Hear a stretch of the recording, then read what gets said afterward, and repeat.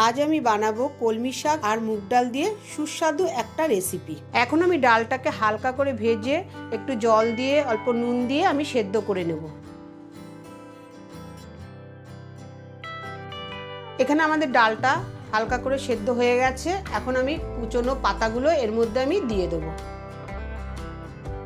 আমি সবকিছু একসঙ্গে আবার একটু নাড়াচাড়া করে 5 মিনিটের জন্য ঢেকে দেবো। এখন আমি ঢাকা তুলে একটু হলুদ দিয়ে আমি আবার একটু নাড়াচাড়া করে অন্য পাত্রে নামিয়ে নেব। এখন আমি এর মধ্যে সর্ষের তেল দিয়ে ফোড়নের জন্য অল্প একটু জিরা, শুকনো লঙ্কা আর কুচনো পেঁয়াজ দিয়ে হালকা করে একটু ভাজা ভাজা করে নেব। এখানে পেঁয়াজ আমাদের হালকা করে ভাজা হয়ে গেছে।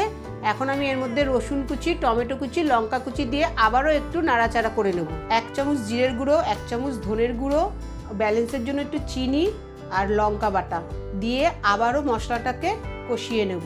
নিয়ে আমি ডাল আর কলমি শাকটা সেদ্ধ করে রেখেছিলাম সেটাকে ঢেলে দেব।